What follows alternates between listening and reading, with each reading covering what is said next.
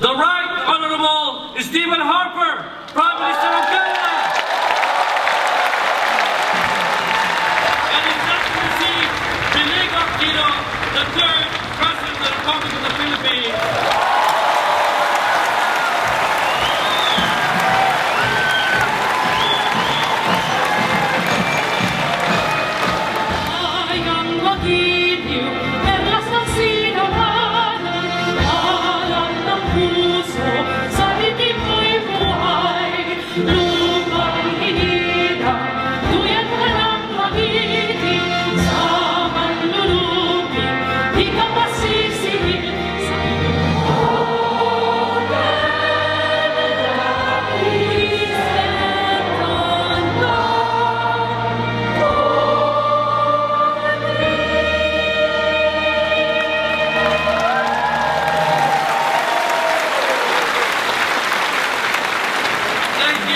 Mr. Harper, distinguished colleagues, friends from across Toronto, mabuhay!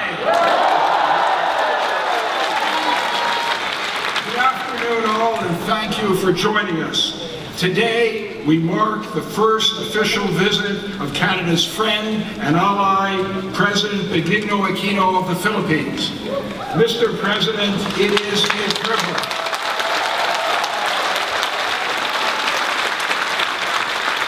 It is a privilege to join in our welcome to you to Canada, a country that shares deep and warm ties with the Philippines.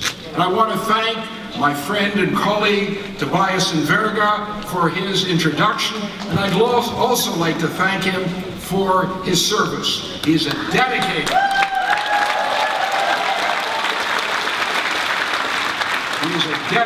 parliamentarian and a superb representative of the Filipino community here in Canada.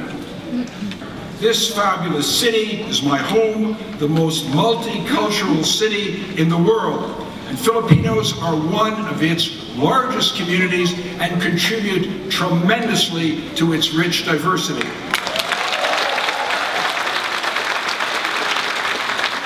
So I was very honored to have been invited several years ago to join the Knights of Rizal.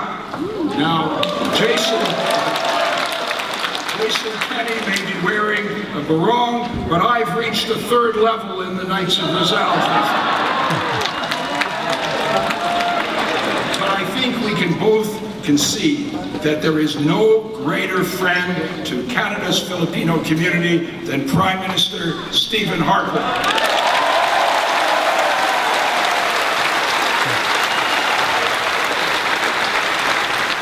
Mr. President, we both believe in the greatness of our own countries. We know that no country can achieve greatness without great people. The Canadian Filipino community is at the heart of Canada's greatness. It is a community engaged in every way in the life of our nation, in healthcare, science, technology, business, arts, culture, politics, and everything in between. So I thank you for your tremendous contributions to Canada. Salamat po. Today, we celebrate that treasure, as we celebrate the treasure that is our friendship. So once again, welcome, President Aquino. It is an honor to join our Prime Minister in hosting you here in Toronto, and I wish you all the best as you and your colleagues continue your state visit. Now I'm pleased to introduce someone who has proved time and time again that he is a wonderful friend of the Filipino community right across the country. My colleague, Canada's Minister of Defense and Minister responsible for multiculturalism, Jason Kenny.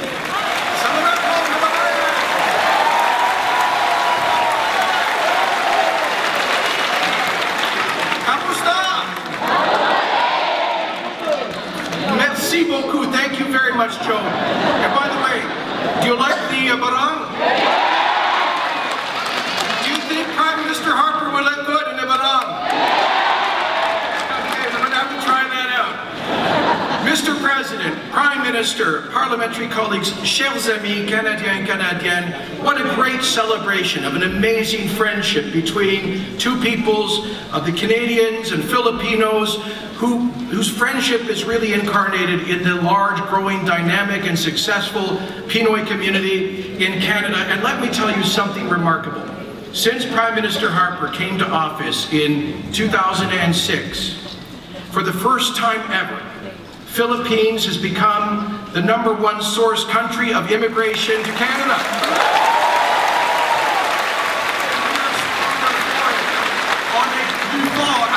À cause de cette communauté qui habite et contribue dans tous les coins de notre vaste pays. Je me souviens, j'ai assisté à la messe à Iqaluit. I remember going to Mass in Iqaluit on Baffin Island, and a quarter of the people in that church were proud Canadians of Filipino origin. From Baffin Island to the small prairie towns, from de Montreal to the lumber towns in Yukon and British Columbia, in every corner of this country, the vitality, energy, work ethic, and just plain good citizenship of Canadians of Filipino origin are making such a difference. Which is why it's wonderful as well to see a 60% increase in the number of visitors coming to Canada from Philippines since 2006. So, President, you can be so proud of the contributions of Canadians of Filipino origin, and we also admire, sir, your remarkable fight to move Philippines forward, your fight against corruption, your fight for prosperity.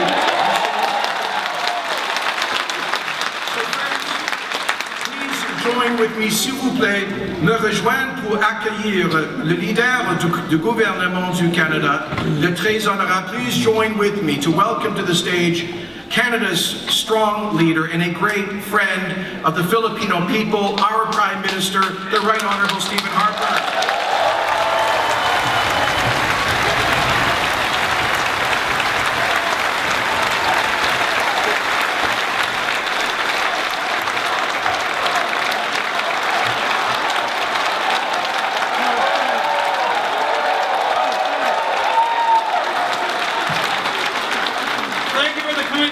One more big hand for Jason Kenney.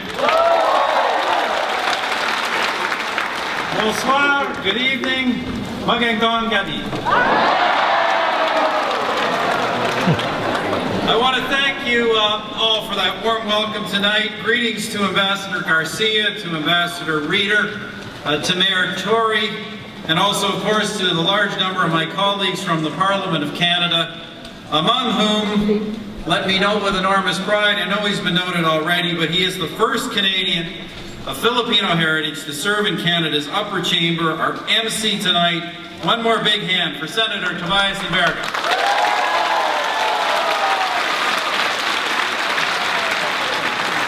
Ladies and gentlemen, in just a few moments, we will hear from our very special guest. But there are several reasons why I'm delighted to welcome President Aquino to Canada. First, I'm grateful to have the occasion to return the kind hospitality he extended to Lorene and me in the Philippines back in 2012. We had a truly wonderful time in your beautiful country.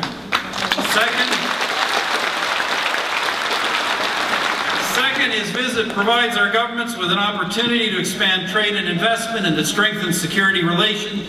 These are the things that make our country strong and our people safe and prosperous. And finally, ladies and gentlemen, the President's visit gives our government, gives all Canadians the chance to recognize and celebrate the success and contributions of Canada's Filipino community. Now let me give you just one example that illustrates how vital our Filipino community is to Canada's unity, strength, and success. In just 2 years' time, Canadians will be celebrating the 150th anniversary of our Confederation. The Canadian who designed the striking logo to mark that special milestone, there it is,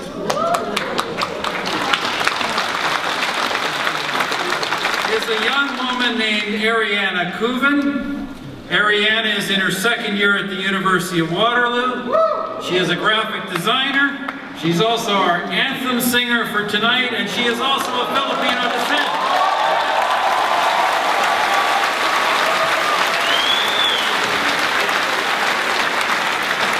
So that's a special gift to Canada. On behalf of all Canadians, we say how grateful. Congratulations, Ariane.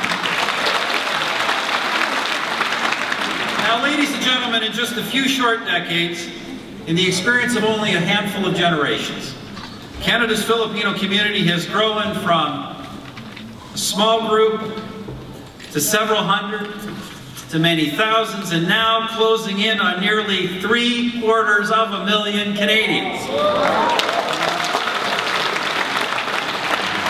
I'm also going to note with some pride that on my wife's side, I now also personally have Filipino relatives.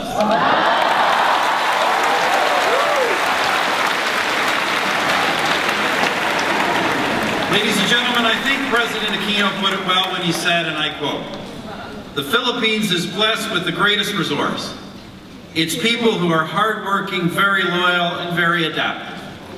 Armed with these virtues, a strong work ethic, loyalty, adaptability, and I would add a love of family and a commitment to faith, les Canadiens d'origine philippine font maintenant partie intégrante de la société canadienne. Filipino-Canadians have become an integral part of every single aspect of Canadian society."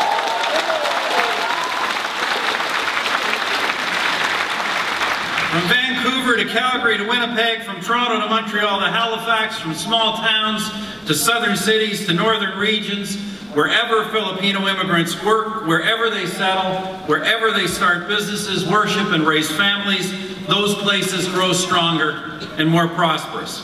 Now, friends, as we are in the city of Toronto, the city that is the home to Canada's largest Filipino community, I cannot help but think back to my childhood years here many years ago when this city was not yet such a culturally diverse place.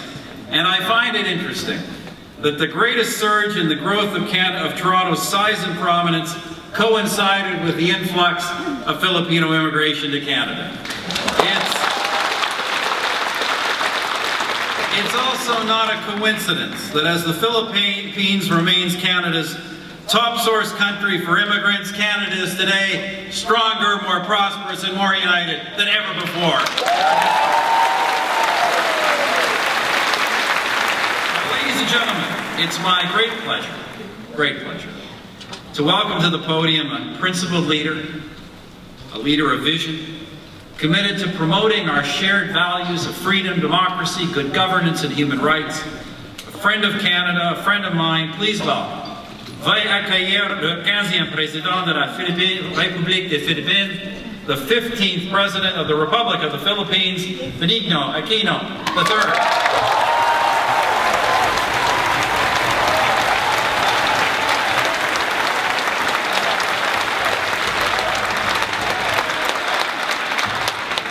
Members of the Philippine delegation, honored guests, mga minamahal na kababayan, magandang gabi po sa inyo. Allow me to begin by expressing our deep appreciation for the efforts of the Right Honorable Stephen Harper, who is with us today.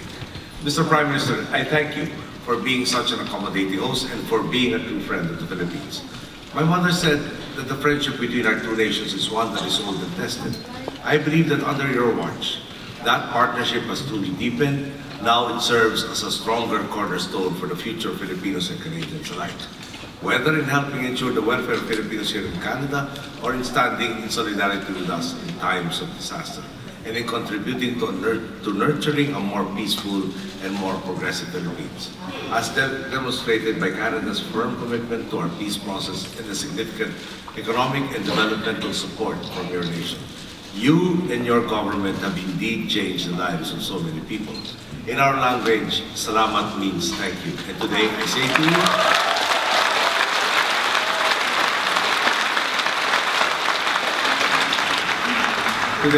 you, maraming salamat for all that you have done for our people.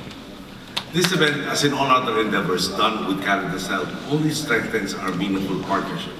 Mr. Prime Minister, with your indulgence, as this is a rare occasion and a rare reunion with my countrymen, I hope you won't mind if I address them in Filipino.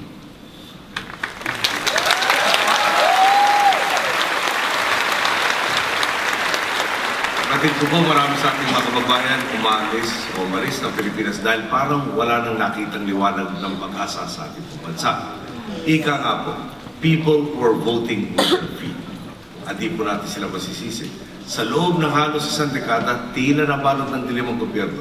Ginagamit ng ilang politiko ang pwesto para sa sariling interes, kaya karamihan ng mga pangako talagang napapako. Ang pera ng taong bayan, sa halip na mapunta sa serbisyo, binubulsa ng kung sino-sino. Tuloy ang daling makumbinsin na oo nga, wala nang mangyayaring pagbabago sa ating pambansa. Alam po niyo, may naalala kong kwento, kasagsagan ng martial law at ginigising ng taong bayan ng isang senador. Dumating sa isang plaza, pagdating sa plaza, 3 taon dinatnan.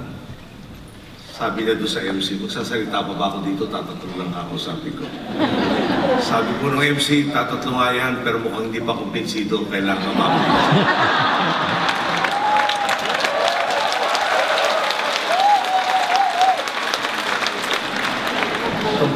Dati ang politikong punto, mukhang ganado, magsalita sa harap ng publiko at bilib na bilib sa kanyang boses, nagtalumpati. Kalahati na kanyang talumpati ang dumaan, umalis po yung isa doon sa 3, 2 lang. Sabi po ng MC, galing no, nakumbinsin ninyo yan. Yung nauna sa inyo, hindi na ako makumbinsin. Ituloy na nyo, may 2 pa. So, sa tinuloy po niya, patatapos sa rin talumpati, isa na naman doon sa 2 naiwan to, ayun na naman, umalis na naman. Hindi ko na naman siya sa MC, talagang hanga-hanga ako sa inyo. Lahat ng nauna nga ako, hindi kaya kumbinsin yan, kayo na palang kailangan makukumbinsin natin lahat. Ituloy na po nyo. Tinapos yung talumpati po, ba ng tablado, nilapitan yung tao para siguro na makumbinsido ka na. Sagot po ng tao sa kanya. Alam mo nyo, bago pa kayo dumating, kumbinsido na po. At sa katunayan po, yung sound system na ginagamit nyo, akin po yan.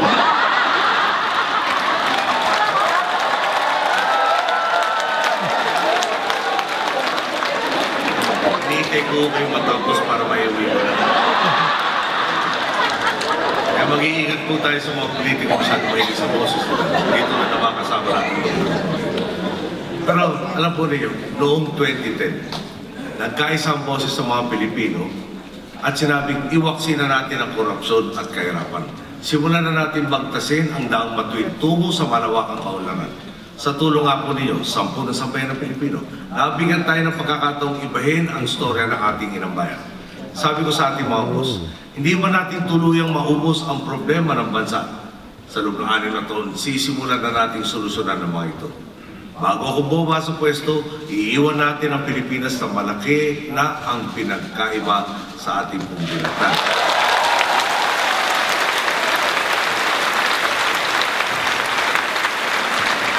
Wala naman po siguro makakatangin. Ngayon pa lang, talaga nakikita na natin ang pagbabago. Paano po natin nasabi ito? Bigyan ko po kayo ng ilang halimbawa. Kapag nabanggit po noon ang Department of Public Works and Highways o DPWH, di po ba ang agad naiisip ng maraming tao, tongkats, mabagal at perwisyo.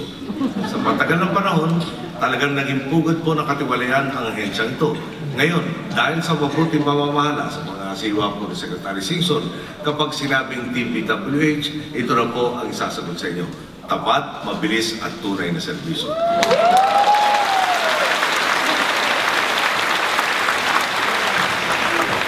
Sa pagbabago po ito, matang naging susi sa pagbabago nito, mabubud natin sa tinatawag namin 5 R's. Right projects at the right cost for the right quality or at the right quality and right on time implemented by the right people.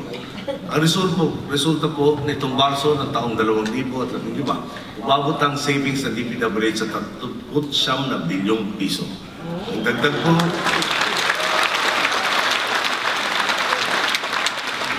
ang dagdag na pondong ito, o dagdag na yung paglalagyan ng pondong na itabi o naisalba, ginagamit natin para sa karagdagang proyekto tulad ng mga bagong kalsada, tulay at disaster-related na infrastruktura. Tingnan po natin ang isang halimbawa. Sa Araneta Avenue at Quezon Avenue intersection, naglagay tayo ng underpass. Tinapos natin noong taong 2012. Ang sabi po ng ating pinalitan, ang budget na kakailanganin dito, na kontrata, 694 million pesos. Pero dahil sa tamang pamamahala at tapat na paggugol, naibaba natin sa gastusing 430 milyong piso ang kabuang gastos.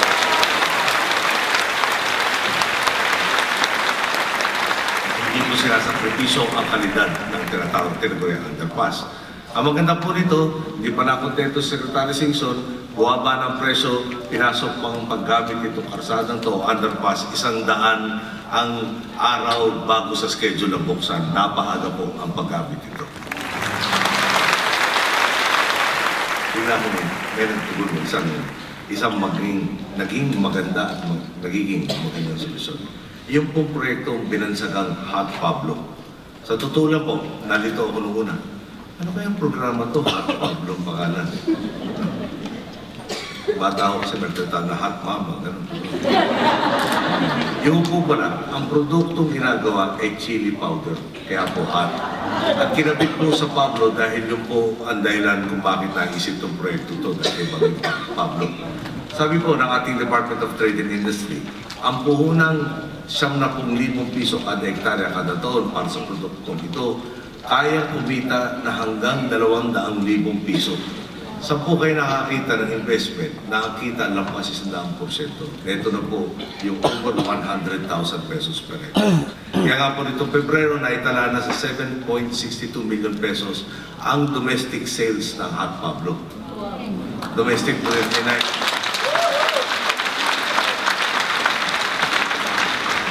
Siyempre po yung na-export mas mahal. Malinaw po, sa tulong ng pamahalaan at ng pribadong sektor, hindi lang nakakabangon mula sa bagyo ang mga kababayan natin magsasaka. Ngayon talagang taas to na rin sila sa kanilang trabaho. Tuloy naman po ang paghahanap natin ng paraan para masulit ang industriya ito. Good news pa po, final na o final na ang desisyon ng Supreme Court na pahintulutan ang paggamit ng pondong halos 73 bilyong piso mula sa Coco Levy Fund para paunlarin ang industriya ng niyog. Gagamitin po ito para sa mga proyekto magbibigay benepisyo sa mga kababayan nating nagsasaka ng niyog. At kapag sinabi po natin coconut, kabilang na po dyan ang industriya ng coco water. Kung dati nga po, itinatapon lang ang sabaw ng niyog, ngayon napapakinabangan na ito ng ating mga magsasaka. Noong taong 2010, nasa 1.8 million liters na coco water na nagkakahalagang $1.8 million ang iniluwas natin. Noong pong 2014, nasa 21.7 million liters na ng coco water ang ina-export natin at ang tumas po nito, $32.9 billion.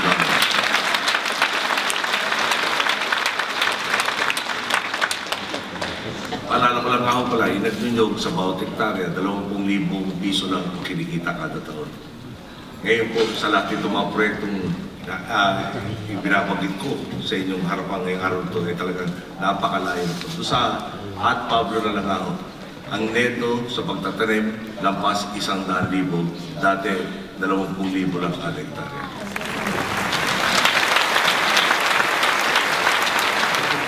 Inabutan natin, nagpapalabas ng weather balloons o nagpapalipad ng weather balloons para malaman ang direksyon ng mga bagyong tataak sa atin. Masakit ito, tinitipid na wala sa lugar. At bahalaan, parang kumuha na lang ho yata ng mapa ng Pilipinas at tagbato ng dartboard at sabi dito ng dartboard. Parang hinuhokos-focus nga ho ang informasyon. Hindi mo na maraming tao, parang ibig nga ho maglabas ng may basehang prediksyon.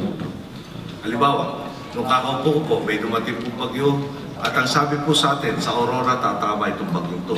Nung pala, ang totoo, tatama sa Southern Tagalog at tumama sa National Capital Region, sa Maynila po. Ako po'y nakatira doon sa bahay ng ating pamilya sa Quezon City. Nagtataka ko, kalaki naman itong bagyong to.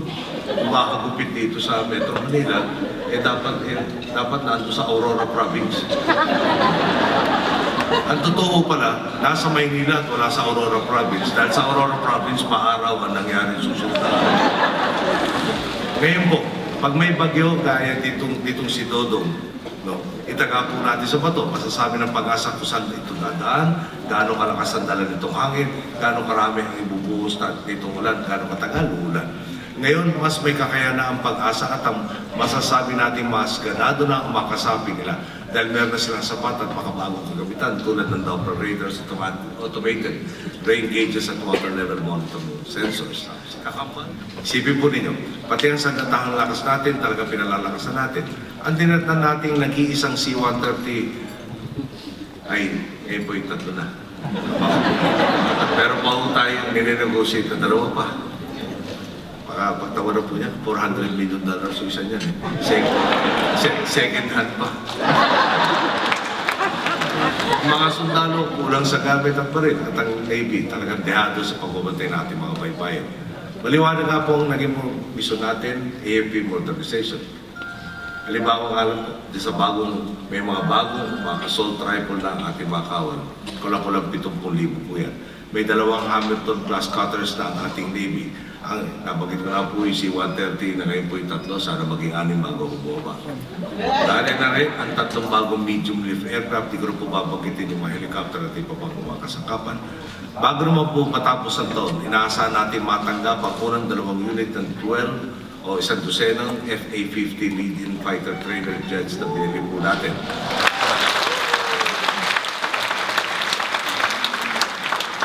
Sabi po, nung isang bagong graduate nakakatapos sa PMA, salamat daw sa atin at ang Air Force natin, talagang meron na raw force.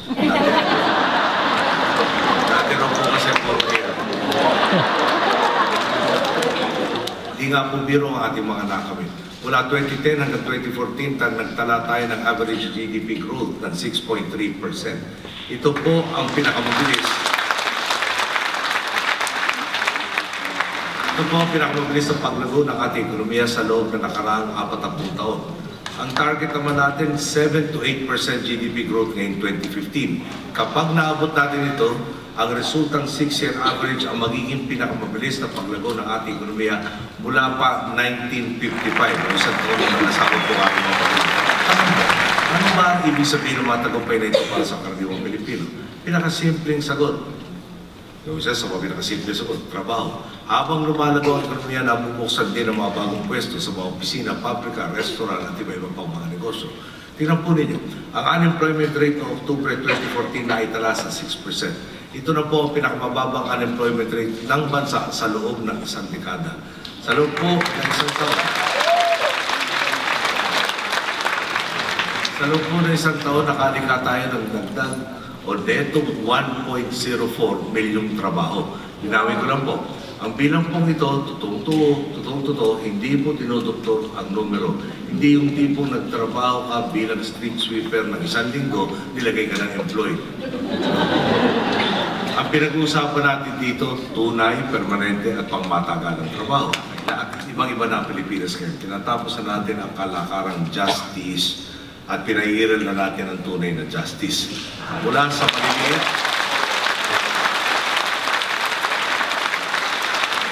mula po sa maliliit na binhi ng reforma na pipitasan natin ang mga positibo nitong bunga, ang kailangan na lang po natin gawin.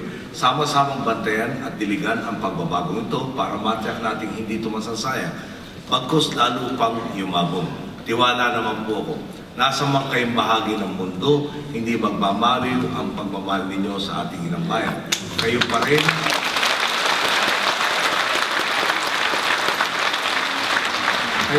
ang magkukumpas sa daang matuwid. Kayo pa rin ang magsisigurong tuloy-tuloy ang positibong transformasyong nakakamit natin ngayon. Ang sambayan ng Pilipino pa rin ang gagawa ng pagbabago upang sa wakas, maabot natin ang Pilipinas na talagang matagal na nating pinapangarap.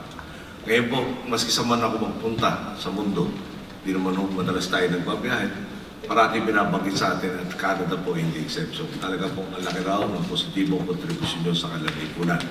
So doon po, nagpapasalamat ako sa inyong lahat na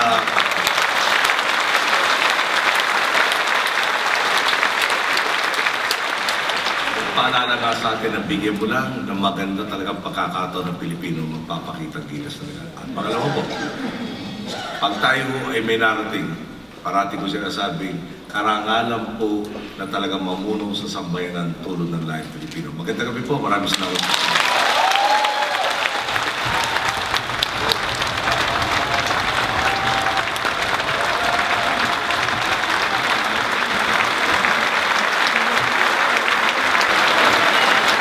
Maraming salamat po, Mr. President.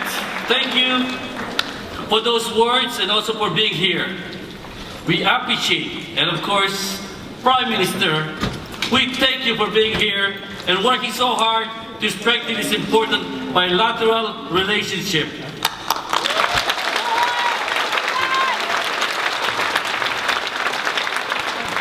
Ladies and gentlemen, the Prime Minister and the President will now be departing. So please join me in showing them our thanks and appreciation. Let's give them a big round of applause!